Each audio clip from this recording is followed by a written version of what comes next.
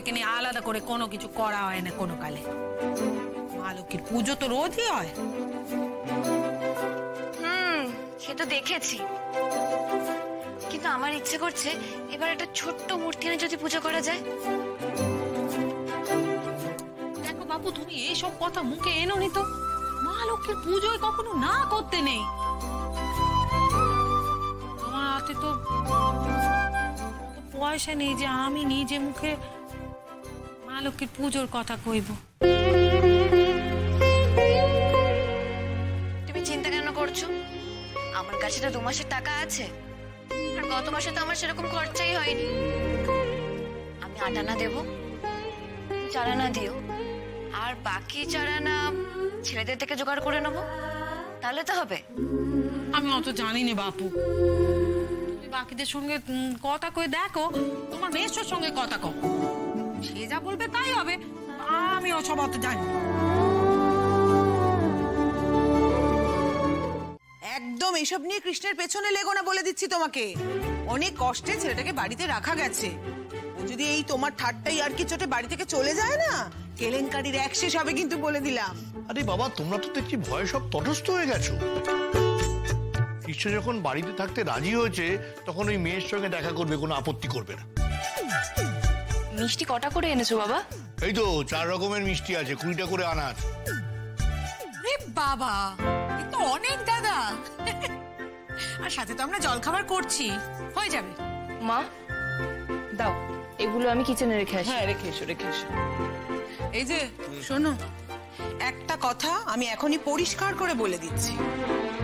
ওদের জিজ্ঞেস করতে হবে, যারা দেখতে আসছে মেয়ে, জিজ্ঞেস করো যে ওদের গ্রাম রিলেটেড কিছু রিচুয়ালস আছে কিনা।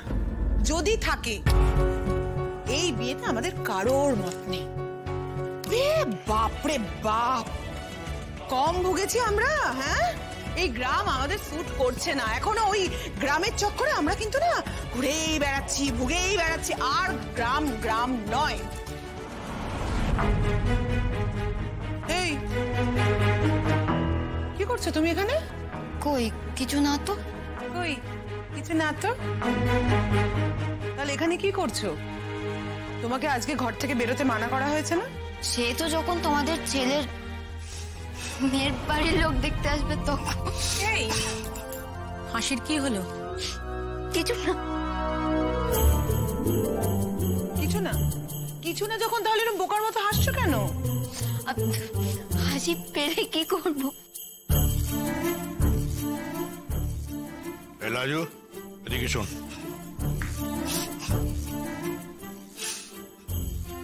আমাকে সত্যি করে বলতো, এই তোর হাসি পাচ্ছে কেন?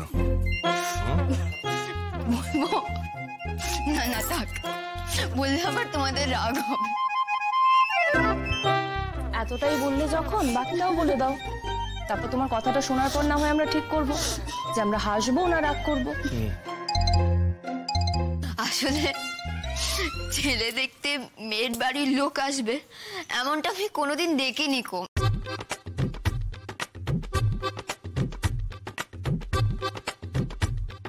তাই হাসি পাচ্ছে।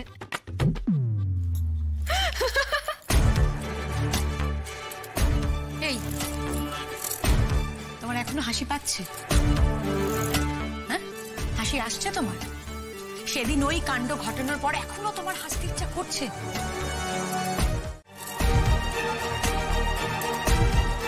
ও জানে না সম্পূর্ণ অনাত্মীয়দের মাঝখানে বাস করে?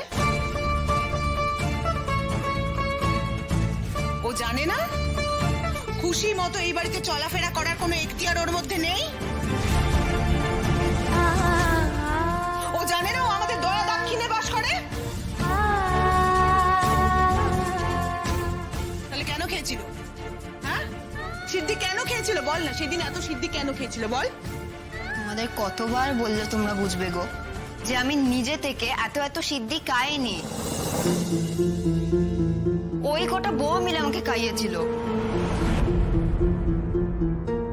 খাওয়ালো আর তুই খেয়ে নি। তোর তো নিজের বুদ্ধি শুদ্ধি কিছু নেই মাথায়। আমি তো ওদের বলেছিলাম আমি খাবো না, ওরা শুনছিল না কি আমার কথা? আর তোমরা এমন করে বলছো যে ওইসবকে আমার বাড়ি আনন্দ হয়েছিল, বাড়ি ভালো লেগেছিল আমার। আর পরদিন গোটা দিনটা আমার শরীর যে কেমন গেছিল সেটা শুধু আমিই জানি। বিছানা থেকে মাথা তুলতে পারিনি গো। তোমরা শহরের লোকেরা না এমনটাই হও, অন্যদের কষ্ট দিয়ে আমোদ পাও, আর আমাদের গ্রামকে কথায় কথায় খারাপ বলো। দিদি ভাই প্লিজ তুমি ওকে চুপ করতে বলো। আমি ওর কথা সহ্য করতে পারছি না, যেতে বলে ওকে এখান থেকে। যে আমাকে এই ঘর থেকে তাড়াতে ব্যস্ত কেন? আমি ঘর থেকে বেরোলে কি করবে? ঠাম্মির ফোন দিয়ে তোমার ইডিয়েট বরকে ফোন করবে?